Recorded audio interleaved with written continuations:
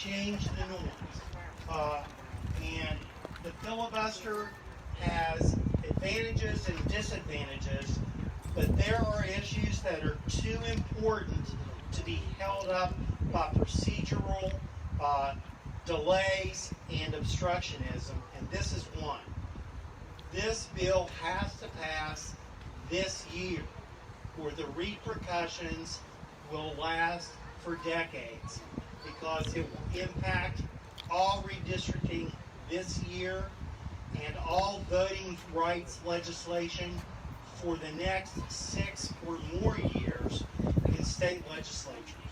So as you push Senator Manchin and thank him for the work that he's done, remind him of Senator Byrd's words that the filibuster was never meant to be used as an obstructionist tactic.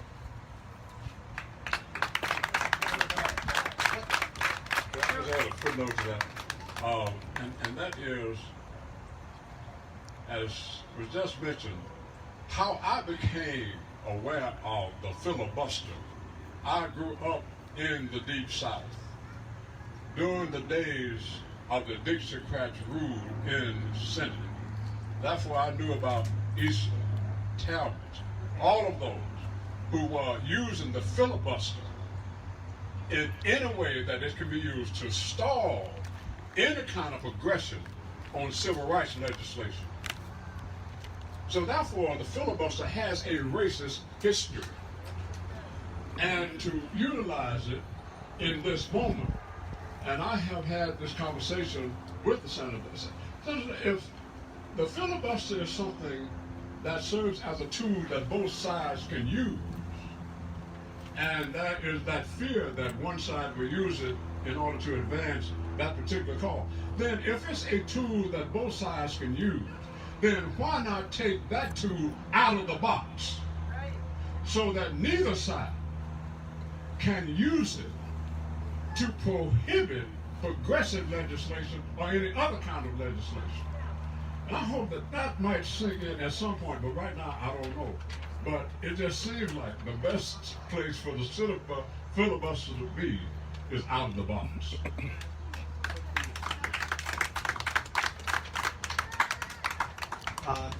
In another life, I was a delegate from down in Wyoming County, served with Tom Sussman, and there was a very popular school teacher who had great respect among his community, who was Mr. Lee.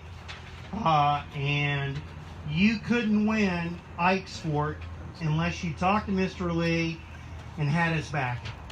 And I'm proud to introduce a fellow Wyoming County and Mr. Lee's son, the head of the WVEA, Dale Lee.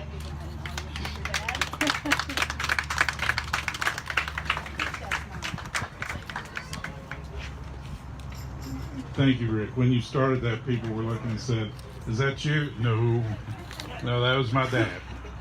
I'm very blessed to have had wonderful parents, and Rick is right. You couldn't carry his precinct unless you went to talk to him. But that's in a time when people knew that word of mouth is how you got people elected. Word of mouth and going out and finding out the truth. Not listening to ads spent by billionaires to tell you what's going on. Folks, we have a democracy for a reason. It's so that the people will have a government, not the big money. And what we have to do is to ensure the voting rights of everyone. Now, I can't imagine passing a law that says you will have to stand in line for hours and hours and hours, and no one can bring you even a bottle of water. Think about that. We wouldn't allow that to anyone in West Virginia. But there are other states doing that. That's why we have to pass the John Lewis Compromise. That's why we have to pass something that will ensure that other states will have it like we have it in West Virginia. Is it perfect? No. But there are those in government that will tell you that there is no piece of legislation that ever passes that is going to be perfect. And trust me, after the last few years of heading the Education Association here in West Virginia and seeing what we've gone through in 2018 and 2019, and then seeing that elections really matter, and in 2020 having to face what we had to face in the 21 session, we know that elections really do matter. We know that it has to be more than one single issue, and it has to be more than, oh, I'll send an email out or a text out or a tweet out, and that will get people out to vote. Folks, the only way we get people out to vote is going door to door and person to person. That's what it takes. And to think that someone would be denied the right to vote because of anything is just unimaginable to me. You know, I grew up, as Rick said, I grew up in Wyoming County, and I had a very strong father and mother who knew the power of education and knew the power of the vote. And when the politicians would come down to our house and say, we need your support, his first question was, how will it help the people in the community? How will it help the people here? How are you going to help the people here? And if they told him they would do one thing and they didn't do it, don't come back the next time, because you're not going to get the support. You know, Senator Manchin has come up with a compromise. And like I said, is it perfect? Absolutely not. But things in D.C. are broken badly. When you have the things that go on there, you have to know that the only way to get something passed is to get a nonpartisan group together to come up with a compromise. It's a shame that we have to do that. It's a shame that big money has bought politicians to the point where they're not out here for the good of the common people, the good of everyone. That should be why you go into politics, is to help the people. That's the reason I and many others like me went into education, is to make a difference in kids' lives. It should be the same for a politician, to make a difference for our constituents' lives. There are many that do that. Unfortunately, there are many that don't. Folks, I'm here today to say we have to put pressure. Remember, we have 2 senators in West Virginia, not just one. Doesn't do any good just to put pressure on Senator Manchin and say, you have to do this, and give the other senator a pass. We have to put the pressure on Senator Capito and say we have to work in a nonpartisan manner to do what's best for the people, not only of West Virginia, but the United States. Because to watch people stand in line and not even be able to give them a bottle of water is just wrong. It's just wrong. So let's go out and push both of our senators to make sure that this thing gets passed. Will it be perfect? No. But not passing anything is the worst thing could happen. Because then you allow states to decide, this is the way we're going to do it here. In West Virginia, you'd have an uprising. I believe that. I've seen it. I've seen it 2 out of the last 4 years for educators. But it would be the same thing from the people. But in other states where they're beaten down, they don't know. They don't know. And they're going to allow the big money and the politicians to use that against them. I want to thank everybody for coming out. I'm going to ask you to do one thing for me. The last year and a half have been crazy times in education. Whether you go in, whether you are teaching remote, whether you're doing this, whether you're doing that.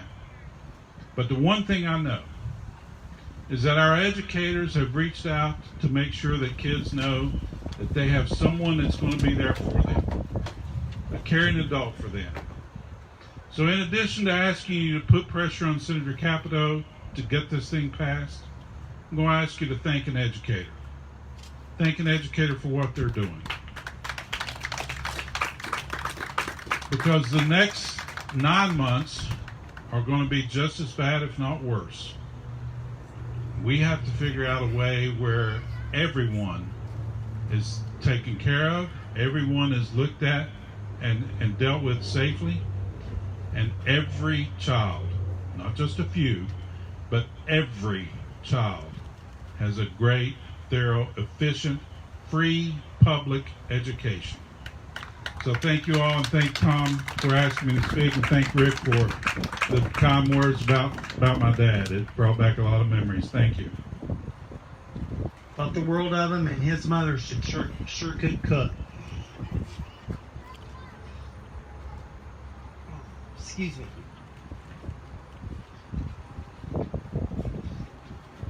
I mentioned something that's personally important to me that's part of this Manchin compromise, and that's the regulations on dark money. And there was somebody here with a t-shirt that said "In Dark Money." I want that shirt. I want to know where you got that shirt. Next we want to hear from Becky Sepperly, who's a member of our city council here and who's been a tremendous voice for the Manchin Compromise and for voting rights. And from one of the persons who was a champion of voting rights back when it wasn't not only an important issue, but she made it an important issue and made us understand how important an issue it was. And that's our former Secretary of State, Natalie Tennant.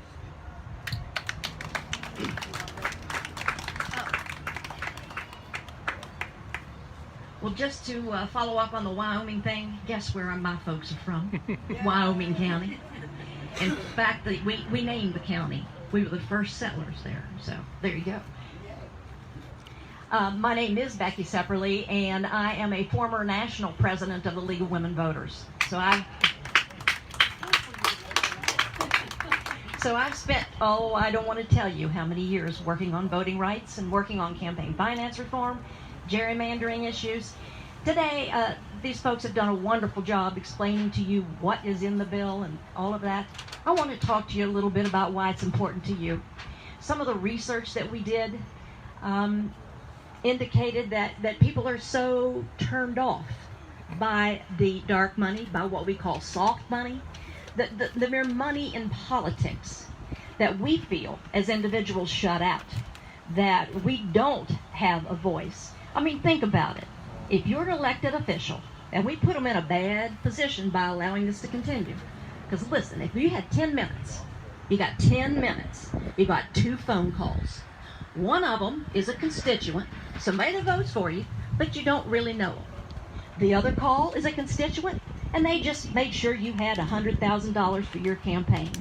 Now you got 10 minutes. Which call are you going to take? So it may not buy direct votes, but it sure as heck does buy influence and access that other folks don't have. And when we talked to people and went to people door to door across this country, that was a concern for them. It made them feel like, why should I show up? They don't care about me. They just care about the big money. And we've heard people say, well, why do gerrymandering, why do we worry about that now? Why do we worry about redistricting? By the way, gerrymandering just means drawing districts that give advantage to one party or another. So why do we care about it now? We have the census going on, and we're about to get the results, and it's too late. Well, it's never too late. We need to do it now, for now, but this isn't the last election we're going to have. This isn't the last time we're going to have a census taken. It's not the last time we're going to have to do redistricting. In fact, maybe this is the best time to do it, because if it's past this current process, it'll be ready for the next one, and nobody now will be affected by it, none of the elected officials. So I think that for us as individuals, for us talking about our role in politics, it's critical that we deal with the money issue, that we deal with it now. And frankly, a lot of the elected officials don't like it either. But you've heard them talk about how much it costs to run for office. I mean, running for a local office here in Charleston, if you want to run citywide, you got to raise $20,000. I mean, really? For a door-to-door, talk to your neighbor election? And we heard somebody say, some folks don't want you to vote. That's absolutely right. That is absolutely right. In fact, there are schools that teach how to keep people out of the election process.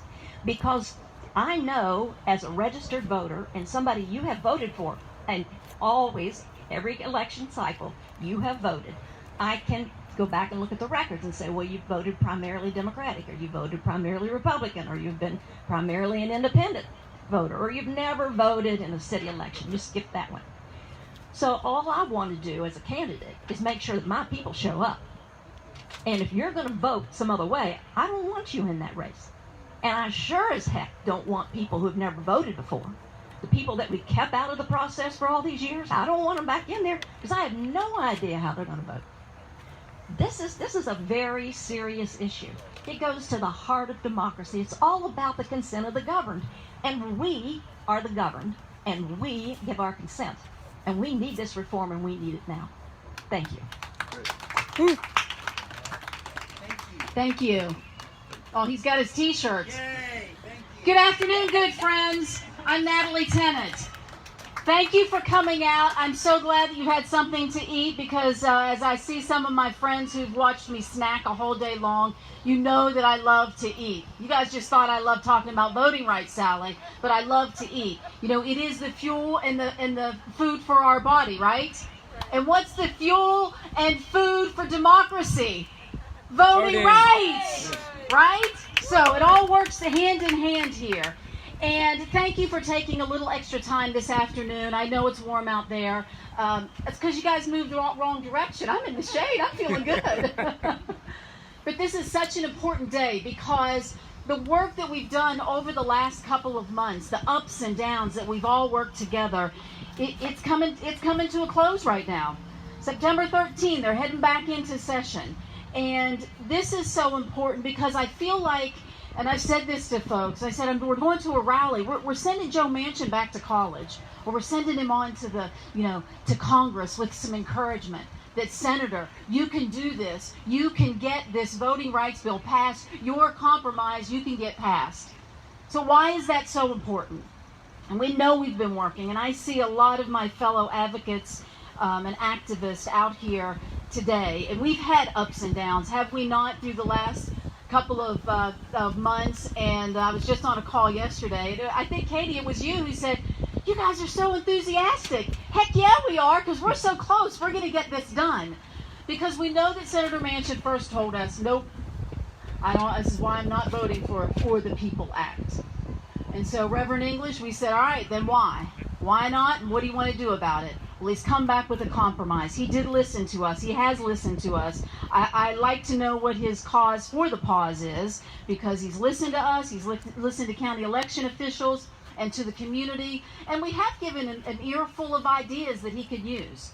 So that's where we are right now. That's what is in with this bill. And folks have talked about the dark money already.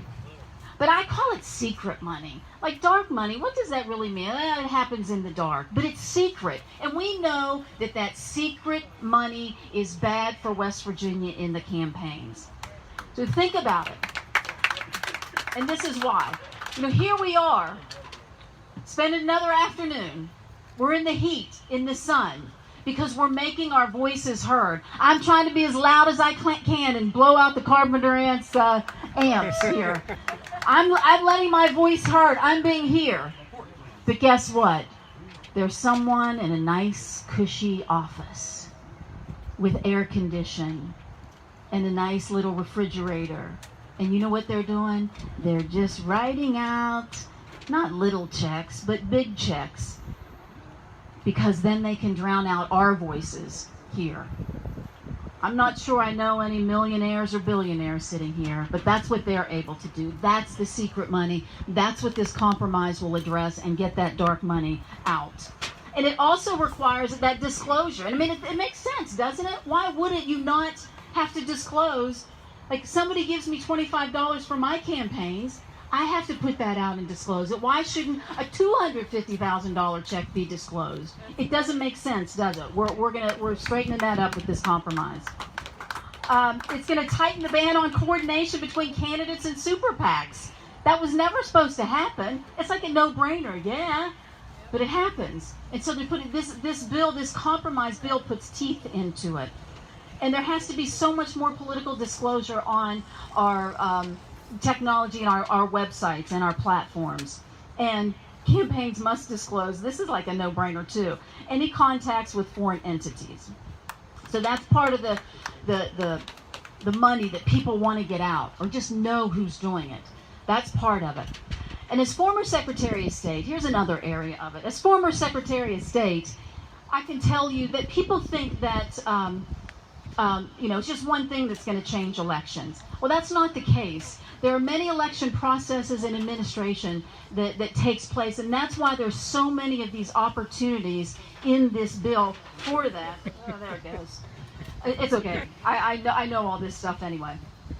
But here's what I have. I've had people say to me, well, I didn't have a problem with voting. It's easy. It's easy here in West Virginia. Is that the way we think in West Virginia? I got mine, you can't have yours? That's not the way we think. That's not who we are. But I'm telling you, I've had people counter me on that. It's so easy. Tell me why we can't do that. Well, good. It's not always the case. I know. And Sally, I want to tell you why. Here's some of the things that this bill takes care of. Because that person who said it was easy for them doesn't have the same situation as someone else. That's why early voting and expanding it's so important. That's what Joe Manchin wants to do. He introduced it into West Virginia in 2002 when he was Secretary of State. We want to continue with that. Here's one we haven't talked about a lot. Notify voters about polling changes at least 7 days in advance. Why would that be important? Because, and I was just talking, I mean, if you're catching a ride to the polls, like, oh man, my car broke down, or I don't have a car, and you're getting a ride, you want to make sure you're going to the right location. And if they change it on you, that person who's spending their gas money and their gas might not take you to the next spot. It's just about courtesy. That's breaking down a barrier. Here's another one that Manchin has put in there. Ensure that provisional ballots are counted even if they're filed in the wrong precinct. Now, this is an interesting one. What does that really mean? And I have people say, I've even had someone say this, well, if they're smart enough not to get to their right precinct, that vote shouldn't count. But previously, didn't we just say that sometimes polling places are changed at the last minute? So, if you're voting on a statewide office for a statewide candidate, whether it's Secretary of State or governor or even a congressional candidate, aren't you in the right district? Aren't you in the right precinct, I mean? So that vote should count, should it not? We need to change that in West Virginia law.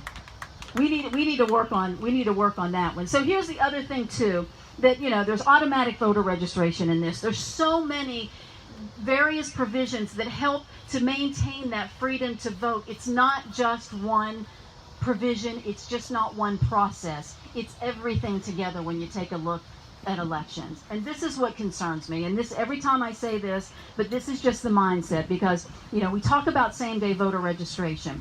It is election day voter registration. It's your opportunity to go to the polls. You intend to do it. You got yourself to the polls, and just because you're not registered, it doesn't mean you shouldn't be allowed to vote. Because we have the ability, because 21 other states have same-day election day registration. We should have it. And higher voter turnout. And you get a higher voter turnout. Thank you, Becky. But here's the thing. This is what we're dealing with and fighting against. We had the Putnam County clerk say on the news, well, if you had same-day voter registration, that wouldn't be fair to the people already registered. So now it's a first come, first serve, or we're going to pit voter against voter. That's the mentality that we need to change. So when people say, oh, it's easy to vote, I can go quite easily. That's not the case for other people. Because I can tell you there were hundreds and hundreds of ballots that were rejected, meaning they were not counted during canvassing in West Virginia because, one, they said, oh, they voted in the wrong precinct. And if you're voting in a statewide race, you are not voting in the wrong precinct. That vote should have counted. So that's what I mean. That's why all of these various provisions can help make a difference. That's why we're calling on Senator Manchin to push even harder and get all your Republican friends that he's looking for, and I know where he can find one. right here in West Virginia. Senator Shelley Moore Capito worked with Joe Manchin and show that bipartisan support, and let's get his compromise passed. He's willing to work hard on it. He's willing to put himself up and his reputation up.